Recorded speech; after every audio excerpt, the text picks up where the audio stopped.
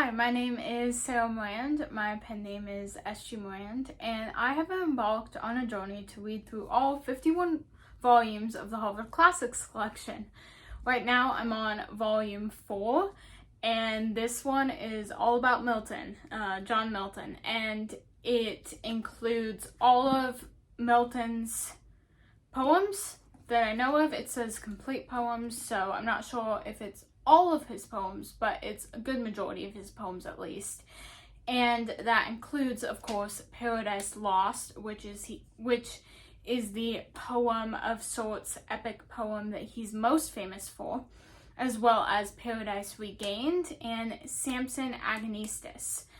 And at the beginning of volume 4, which is the section I'll be talking about today, we get a selection of some of Milton's shorter poems that are more traditional poems, less epic poem type composition. And it's a wide variety of poems that he wrote throughout his lifetime, covering a wide range of issues.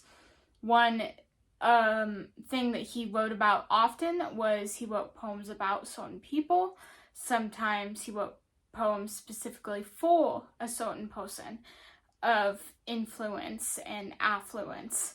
And so getting a lot of Milton's poems from different times of his life, different areas of his learning is really interesting, and it's a great contribution, I think, to the Harvard Classics collection. Volume 3 discussed Milton's tractate on education and Areopagitica, which was a defense of free speech. Those were both essays / letters type, so prose, nonfiction type writing.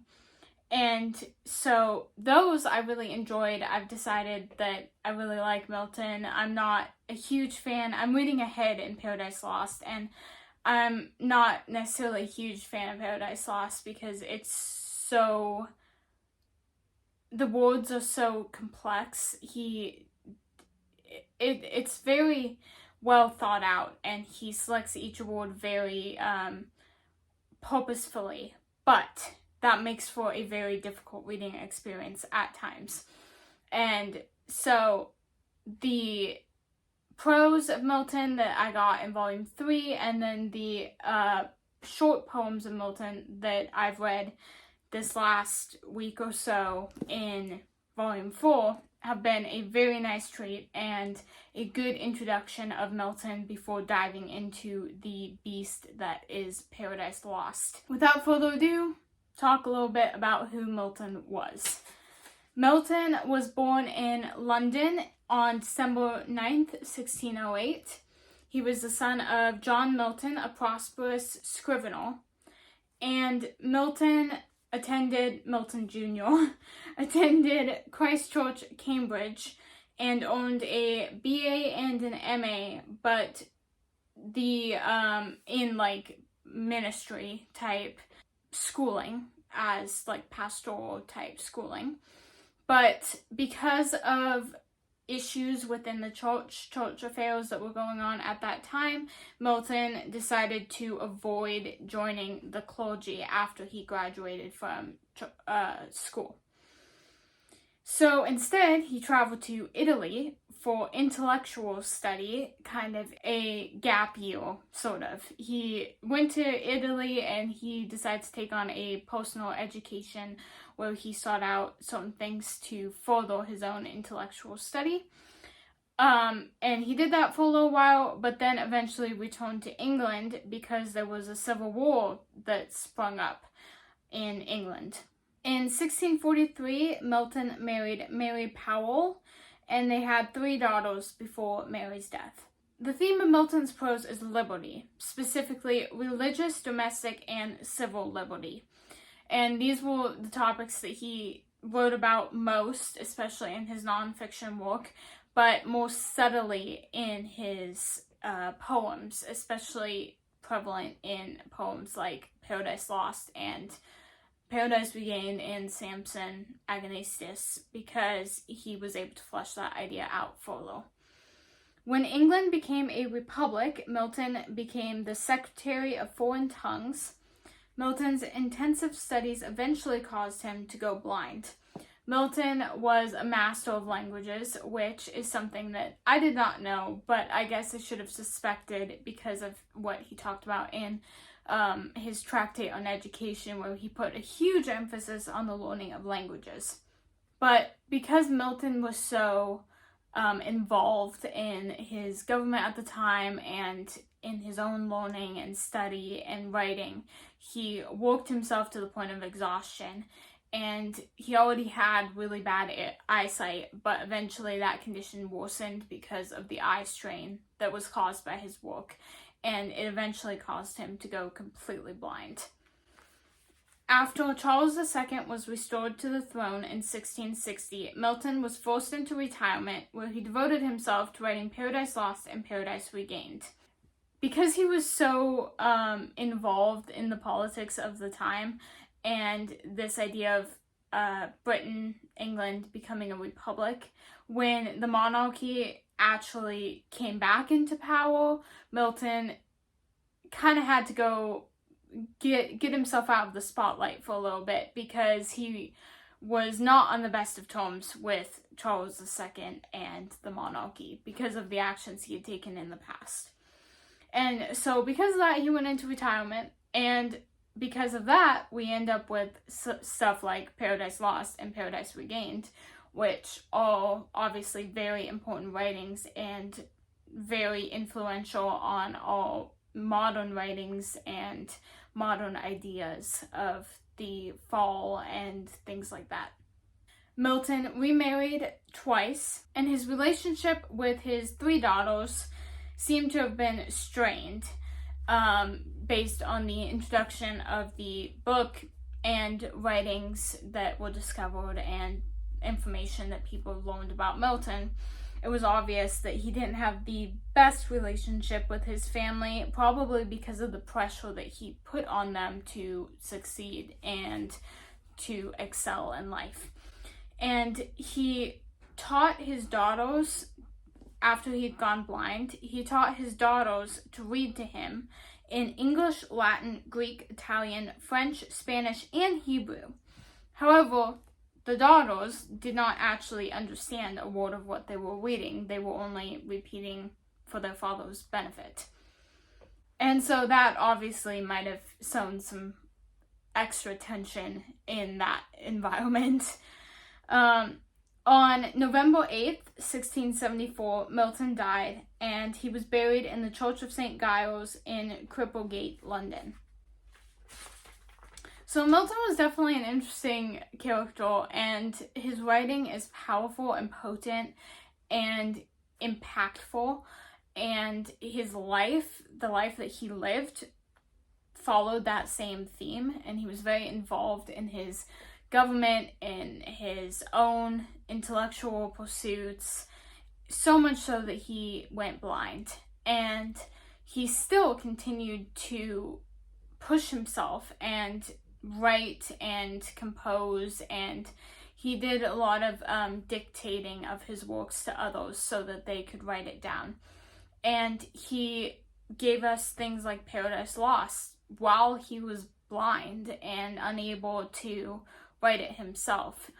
And that's something that's really amazing. And although he did not have the best relationship with his family and was maybe not the most likable person, he definitely lived a life that was powerful and a good example of being motivated to pursue your goals no matter the obstacles you might face. So with this book, I'm going to be reading a few excerpts from certain poems. There's quite a few poems in here, and a lot of them were really good, but didn't really have good quotes for me to read in a video type setting. They're kind of like, they're good as a whole, but there's not really certain parts that you can pick out to quote.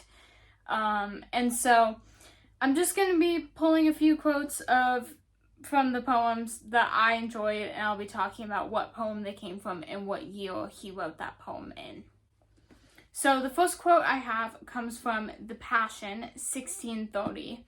And as expected, this is a poem talking about the crucifixion of Christ. The quote comes from the second part of this poem. For now to sorrow must I tune my song, and set my harp to notes of saddest woe, which on our dearest Lord did seize ere long, dangers and snares and wrongs and worse than so, which he for us did freely undergo, most perfect hero tried in heaviest plight, of labors huge and hard, too hard for human right. This poem was just a very powerful poem and very engaging, and the entire poem of The Passion by Milton is very good, and I would highly recommend you check that out. You can probably find it online for free somewhere if you're not reading Harvard Classics or if you don't have a collection of poems by Milton. But this was one of my favorite poems in his collection, and it was just very powerful and a very good poem. The next quote I have is from On the University Carrier, 1631, which Milton wrote this about a member of the staff of the university after he had passed away. Ease was his chief disease, and to judge right, he died for heaviness that his coat went light. His leisure told him that his time was come, and lack of load made his life burdensome.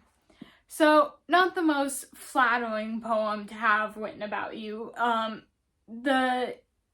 Milton wrote two poems about this gentleman that passed away, and both of them were rather unflattering and talked about his laziness and his lack of involvement, things like that. And so, definitely didn't want to get on Milton's bad side, I guess, because like Taylor Swift with breakup songs, Milton would write a nasty poem about you if you got on his bad side, I guess.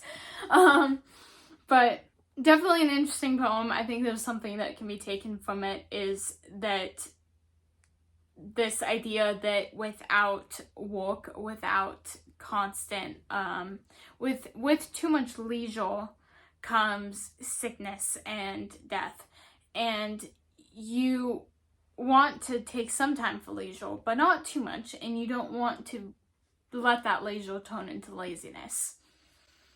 The next quote comes from Il Penseroso, 1633. But hail, thou goddess sage and holy, hail, divinest melancholy, whose saintly visage is too bright to hit the sense of human sight, and therefore too a weather view, overlaid with black, stayed wisdom's hue. This I just thought was really quite poetic, as a poem should be. I feel like I've heard this quote, but hail thou goddess sage and holy, hail divinest melancholy. For some reason that particular section of the quote stuck out to me as something that possibly I'd heard before. But it definitely was something interesting and very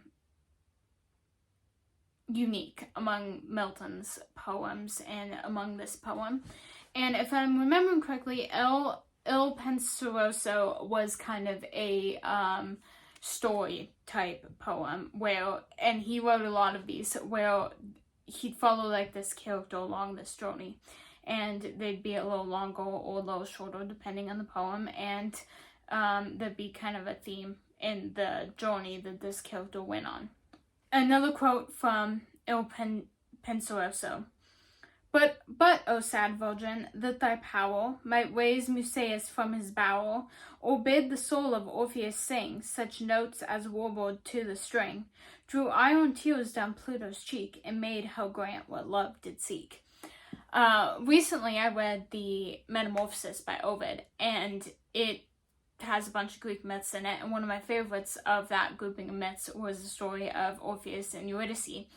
And so this quote stuck out to me, probably because I had recently read that, and I just really like this part about Orpheus singing notes so pure that they caused Pluto, Hades, to cry, and for hell to grant what love did seek. So I really liked that part of it. This next quote comes from On Time, 1633 to 1634. When once our heavenly guided soul shall climb, then all this earthly grossness quit. Attired with stars we shall forever sit, triumphing over death and chance and thee, O time. I think that this poem on time was one of my favorites from Milton's works, and it just is very poignant and reminds you how fleeting time is, but also how when we die, we have, in a way, conquered time. And I think that's really a cool way of looking at it. This next quote comes from About or Camus, a Mask. And this was one of his longer ones, and I believe, if I remember correctly, it was written to a member of the nobility, and it's kind of a story that follows these characters through this series of events, and it's more in the form of kind of a Shakespearean type ballad, or not ballad, but a Shakespearean type play, and it's kind of comical and very unique. I've not really read a poem quite like this one before. The poem as a whole tells the story of a lady who gets separated from her two brothers and abducted by the sorcerer Comus. And the brothers, with help from an attendant spirit, must come to her aid. And so it's kind of like a fairy tale type situation where this young lady is out in the woods with her brothers and they get separated, and she gets captured by an evil wizard and has to kind of both outwit him and wait for her rescue. And it's just a very interesting story. I don't have a direct quote from Comus, but I did want to talk about that poem briefly because it is one of the longer, more fleshed out poems that's included in Milton's work. Next quote I have comes from Lycidas, 1637. Fame is no plant that grows on mortal soil, nor in the glistening foil, set off to the world, nor in broad rumor lies, but lives and spreads aloft by those pure eyes, and perfect witness of all judging love, Jove, as he pronounces lastly, on end deed of so much fame in heaven expect thy need. This quote just was kind of cool, and I thought that I would share that one because Lycidas is one of the longer, more important poems that is included in Milton's work. The other quote I have comes from On the Late Massacre in Piedmont, 1655, which talks about a war, a battle that happened, and Milton wrote some really poignant words about this battle. There's several poems towards the end of the collection that are specifically about certain battles and generals and things like that. And these poems were very interesting, and I enjoyed them a lot. The quote from On the Late Massacre in Piedmont reads, Avenge, O Lord, thy slaughtered saints, whose bones sit scattered on the Alpine mountains cold, even those who kept thy truth so pure of old. So this massacre happens, and a lot of Christians are killed, and it's very sad, and Milton does a really good job of conveying the emotions and pain involved in that massacre. And the last quote that I have saved is from On His Deceased Wife, 1658. And the Harvard Classics collection does not tell you exactly which wife this is that he's talking about, but my guess is it's probably his first wife that this is talking about. The quote reads, Her face was veiled, yet to my fancied sight, love, sweetness, goodness in her person shined, so clear as in no face with more delight. But oh, as to embrace me she inclined, I waked, she fled, and day brought back my night. I think this is just a very sad poem, but it's also very beautiful that he's talking about this his deceased wife, and he's kind of dreaming that when he looks at her face, even though she's dead, he still sees her love and sweetness and goodness. And he can almost imagine her reaching out to him to embrace him. But then he wakes up and he remembers that she is really gone. And so that's like the last poem that's included in the collection. So we end on a bit of a sad note, but it really kind of reflects Milton's life, I guess, to kind of end on that type of a poem. So those are the only quotes I have. This video is obviously going to be a little bit shorter than my normal video. Milton's work is a little interesting to try to talk about in a video setting, I guess, because I have in this collection poems, then Paradise Lost, then Paradise Regained, then Samson Agonistus. And the poems are very unique and kind of need to be talked about on their own, I feel like. And then Paradise Lost is obviously a book. It's big. There's a lot to discuss on that. And Paradise Regained is connected to that in a way. So I'm not sure if I'm going to be talking about those two in one video or if I'm going to do two separate videos. And then Samson Agonistus tells the story of Samson. And so that is its own unique epic poem that should probably be dealt with on its own. So bear with me throughout the volume 4 because it's an interesting volume to try to figure out how to break into videos. But I really liked Milton's poems. I thought it was a nice way to kind of get introduced to his poems before getting into Paradise Lost. Next video, I will be talking about Paradise Lost, so I'm excited about that. Really excited to talk about Paradise Regained because I think that one is going to be a really interesting one to talk about. And Milton's work is, I'm glad that I'm being introduced to some of his other work besides just Paradise Lost. And I'm glad that the Harvard Classics has opened that door to me. I'm excited to see what other poems and writers I am introduced to that I probably would not have explored on my own.